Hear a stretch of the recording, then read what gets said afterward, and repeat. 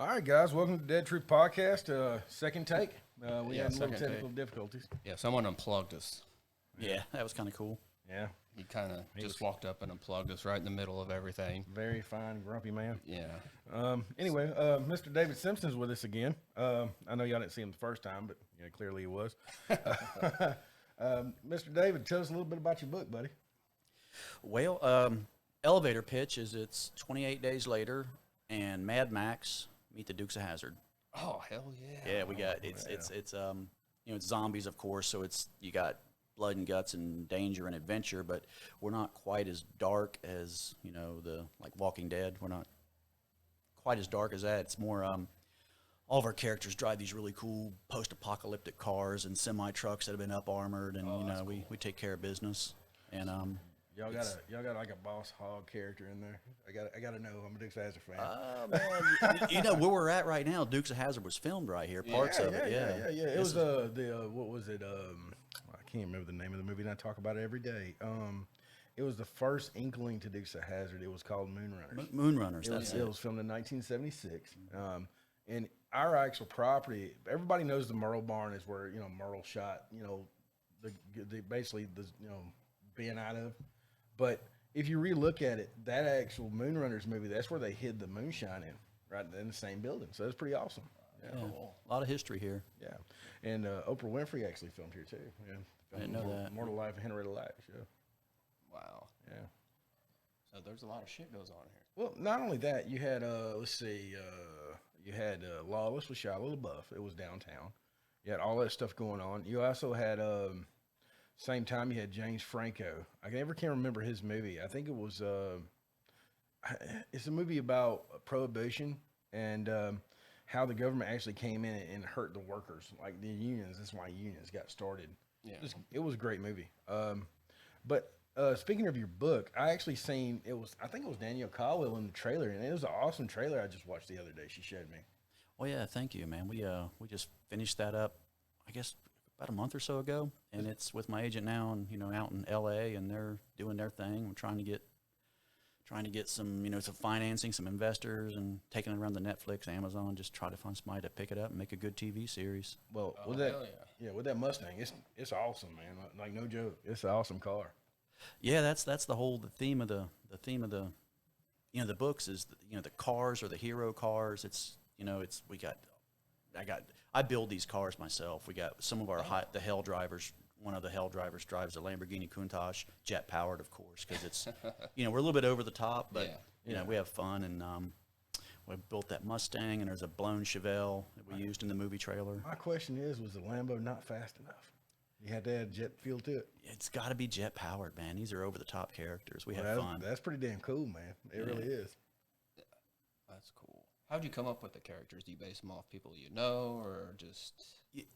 Actually, they are. One of my big beefy characters is called Grizz, and he's an ex-war vet, of course. The heroes do have some background like that; they're veterans, and he's based off a guy I knew in real life who was a biker, and the dude in real life we called Bear, and he is so over the top. Some of the adventures he has had. You'd never believe him. Yeah. And the book is almost nothing compared to some of the stuff he's done in real life. Wow. So a lot of the characters are just larger than life, and they're based on real people. That's pretty awesome, man. I can't wait for it. And I truly hope Netflix picks it up. I think they'd miss the button if they didn't. Yeah, I think it'd fill a niche that's, Mad Max and Dukes of Hazzard, man. They're both awesome flicks, and of course you throw some zombies in, it's going to be fun. I'm hoping the old Mad Max, though. I didn't like the new one too much. Yeah. Exactly. Road Warrior type stuff. Yes, exactly. Fire crashes. Yeah, dude, over the top. I built a 71 Mustang because, Dodge Charger was Dukes. You can't buy a Dodge Charger anymore. $10,000 for a shell. 71 Mustangs. That 71 2 and 3. There was an Eleanor from Gone in 60 Seconds, but you can still get those cars cheap, so we can buy them cheap and do all the stunts and crash them and tear them up and still keep within a budget. And we're going to make those famous, hopefully. And you know, if you got your eye on a '71 Mustang, go ahead and buy it up, because if we get this show made, they're going to skyrocket in price. That's cool, man. I know when The Walking Dead first started coming out, I remember everybody was going out and buying the crossbows and the like Colt Pythons. Now you go buy a Colt Python, it's very expensive just because of the show. Yes, sir. And what you're saying is very, very true. It really is. Yep. So, what do you think about Sonoya and Harrelson as a whole? What do you think about that? Man, these places are awesome. I was talking to a fellow not too long ago who has lived here his whole life, and he said, man, you know, before Walking Dead started, it was just had 8 stores in the whole town. It was kind of a dead town. And now it's really it's really a cool place to go. You can spend a day here. Just, you know, there's restaurants and coffee shops and stores and museums, and just Nick and Norman's has the best fried pickles in the world. Man, I have not tried their fried pickles, but Dude. the chili Steve fries are freaking awesome. Yes, sir. And like what you're saying, man, I grew up in Noonan. You know, I grew up right down the road, and my grandparents were from Sonoya. So if you actually think back in the day and actually kind of look at stuff, you're right, man. They had a hardware store up top of the hill. They had nothing. They really did. And the first time I ever came down here for The Walking Dead, you had the governor's city hall, man. You actually went behind there. I don't know if a lot of fans know. If you actually see this, the town hall on the show, it was green. It was nothing but a piece of plywood. That's all it was. Like, you had nothing on there. So when you're actually looking at that building, that's what you're seeing, is that plywood. I was actually there the day they set it on fire. Yeah. Okay. Really? Yeah, he busted through the gates. They came up there. He set that damn thing on fire. And we're sitting down there like, this is going to be great. And it really was. When you actually looked at it, the whole building caught on fire, and it was just an awesome scene. He burned the whole town down, you know, but as you see, you know, most of it was CG'd, but that actual building, they did catch that thing on fire. Yes, sir. Yeah, Sonoya is a cool town, and we're in Harrelson now, which is not quite as well known, but they filmed a lot of it here, right? Yeah. Bits and pieces. From season 2 on, man. Even now, the only thing they went out for was the Atlanta area. They went out for Jekyll Island. They went out for stuff like that, but the majority of it was just around here. And that's where I got my start was, you know, I was on the set of Friar Green and Maze when I was a kid. And my grandmother was I guess was a nurse. Not really a nurse. She changed, you know, elderly diapers and stuff like that. But from her being there and my grandfather, you know, being in the old folks home, that was my very first movie set. And I was actually able to be on Joyful Noise with Queen Latifah and Dolly Parton. I actually got to see those guys. I was on the set of Lawless. I was on the set of, I don't know if you remember, what's his name? Burt Reynolds and Toby Keith did a movie called Broken Bridges. It's a great movie. It's about an American soldier that went across seas. Not across seas. He actually died in a training accident here.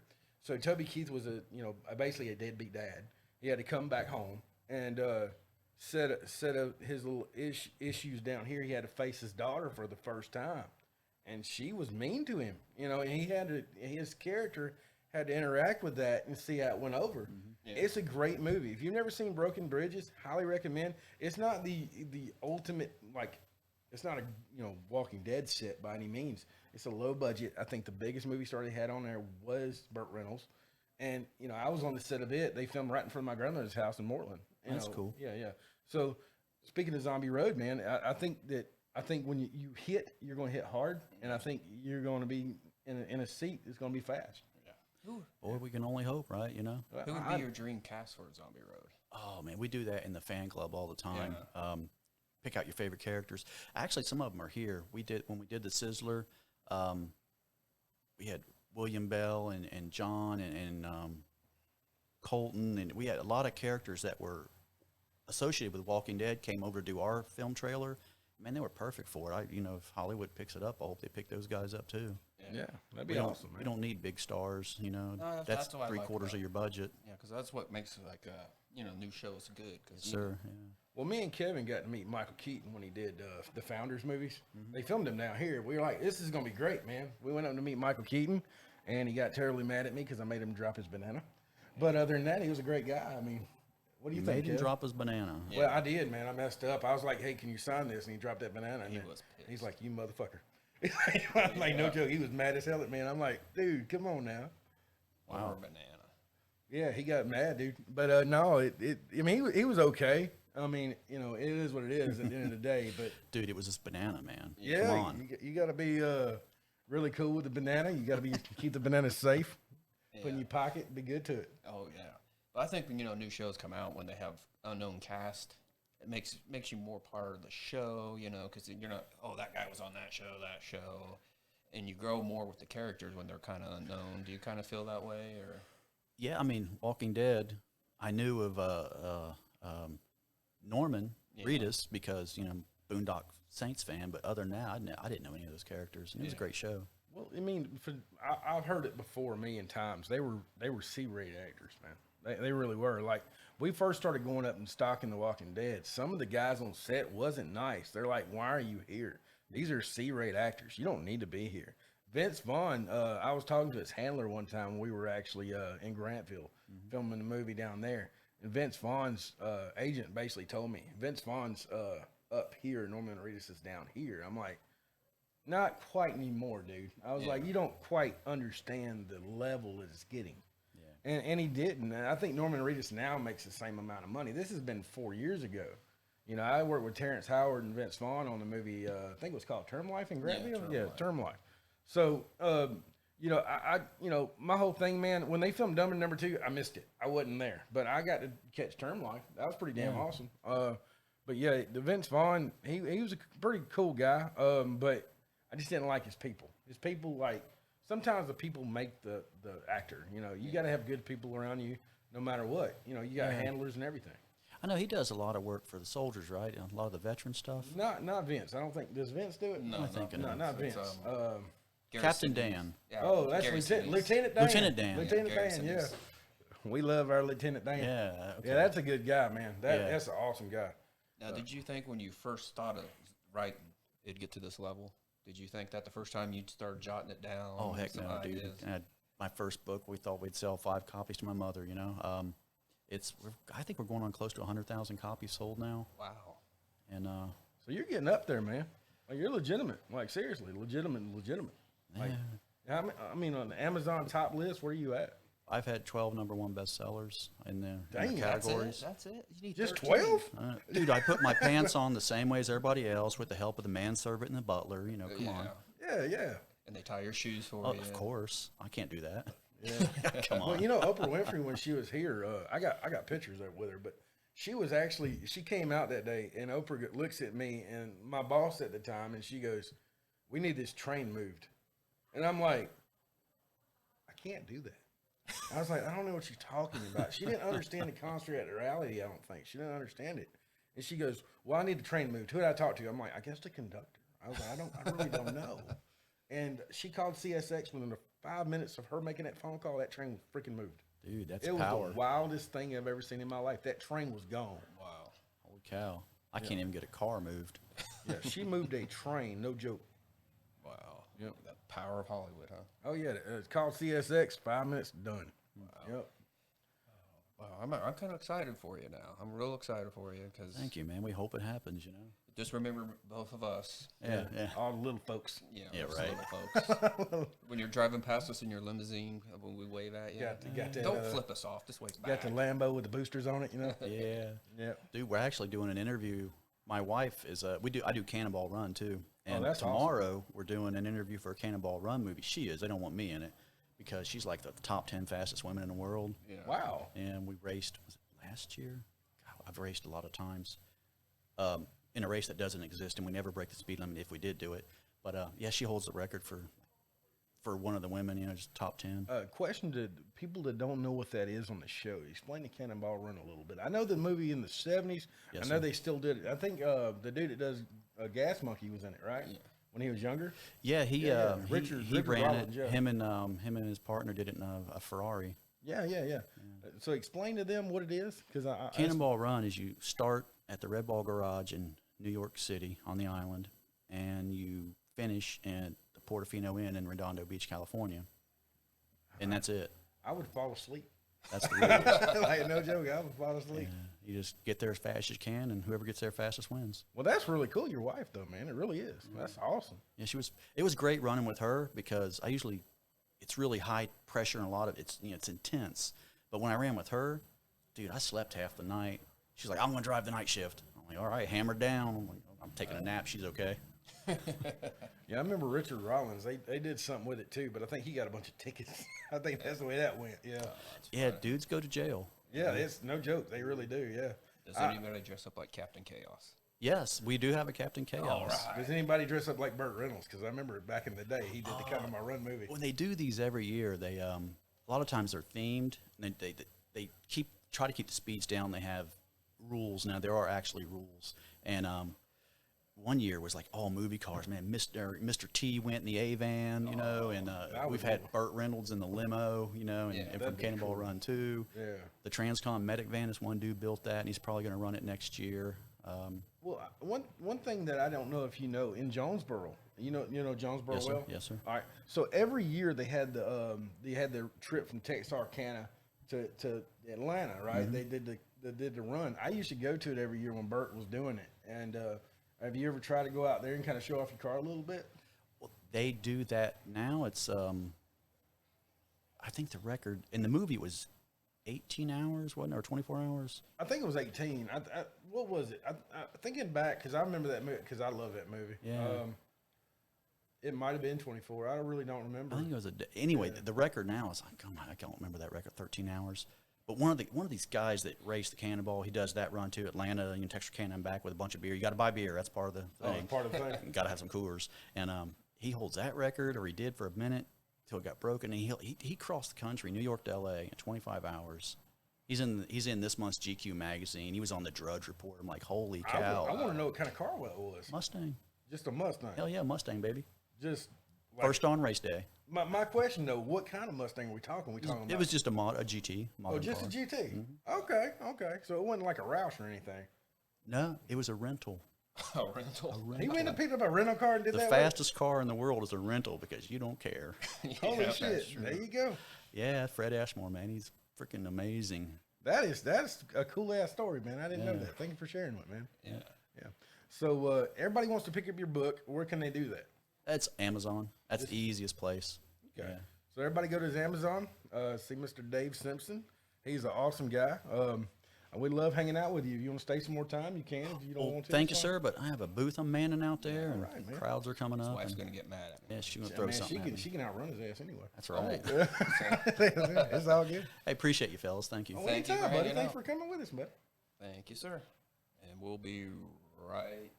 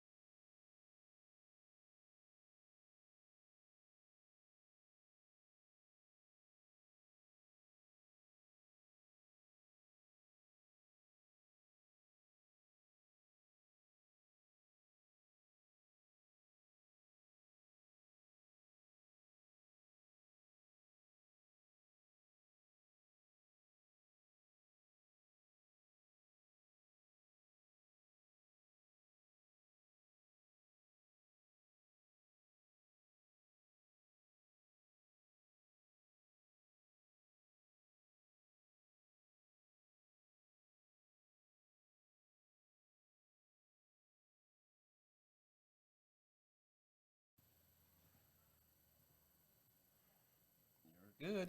All right, guys. Welcome back to Dead Truth. We actually got Mr. William Bell with us. How you doing, Mr. William Bell? Hey, I'm doing good. How you guys doing? Doing good, buddy. So we were talking about you being a fish lady with Rob Zombie. You've been and worked with him before. Yep, sure have. Did that in 2015. Worked on a film called 31. That's awesome, man. It was my first gig actually. So that really got me hooked on wanting to work in the industry. So Is it a lot of fun for you?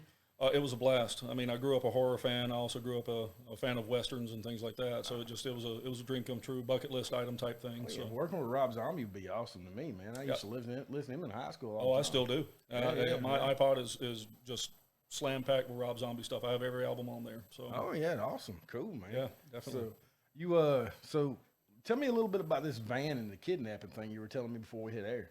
Oh, okay, yeah. So, well, the movie's been out for a minute, so I don't think it would be too much of a spoiler now. But essentially, I got to kidnap some people in a van. Me and like 5 other goons is what they were called. Yeah.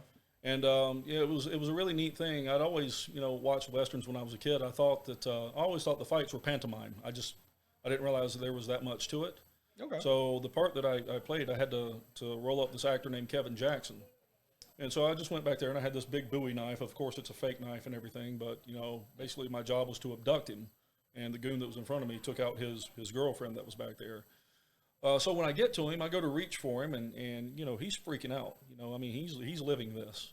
And he comes up off of that bed. It was in the back of an RV, and he grabs me by the collar of the shirt, and he snatches me down to the mattress and tries to get the knife out of my hand. Yeah.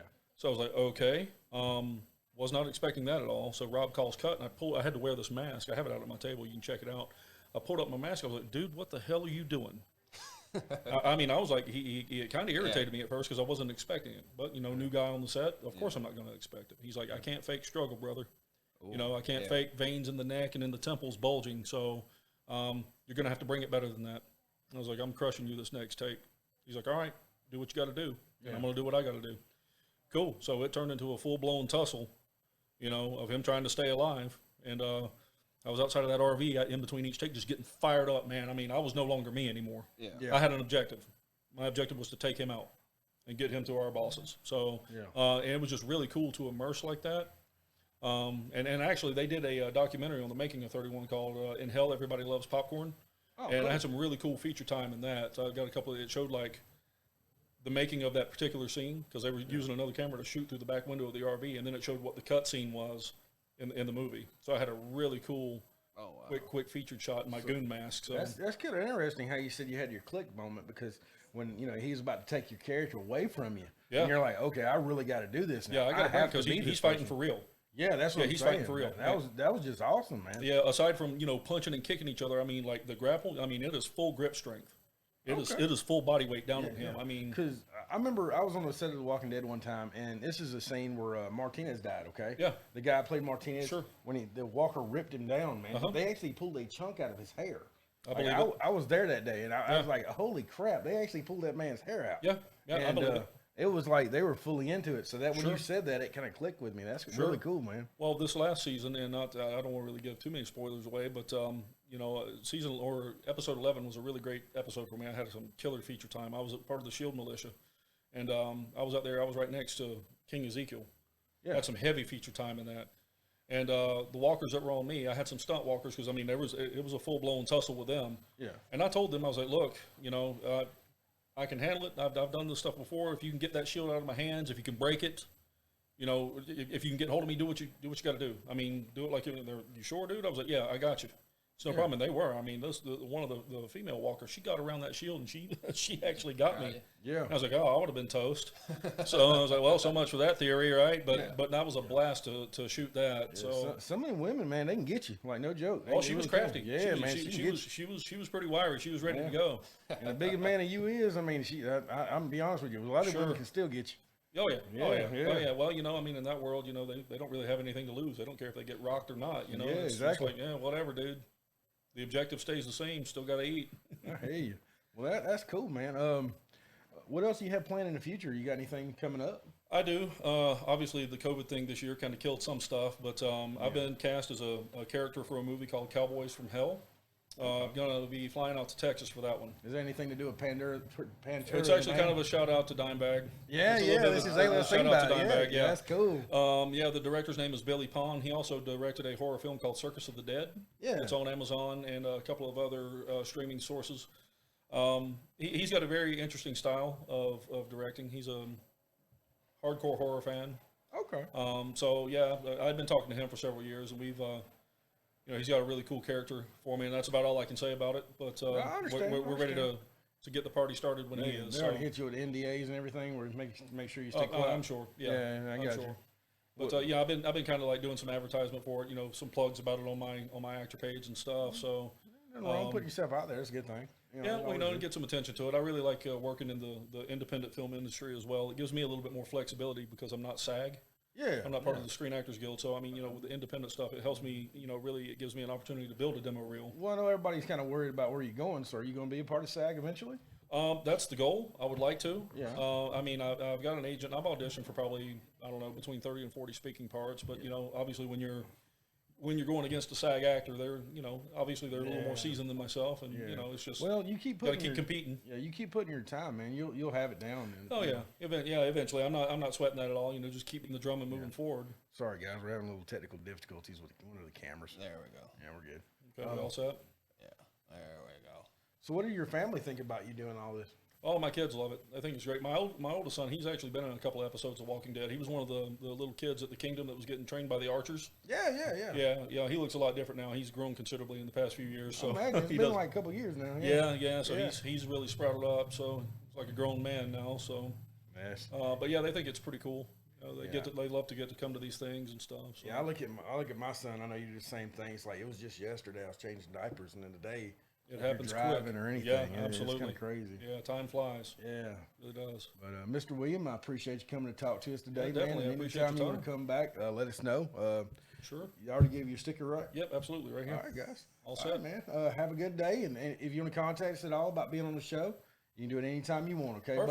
buddy? Yeah, I appreciate that. Thank you so much for your time, guys. No problem, guys. Awesome. Yeah, Have a good day, I'll Mr. probably be Williams. plugging some stuff here later on. So, yeah, good stuff. Thank you.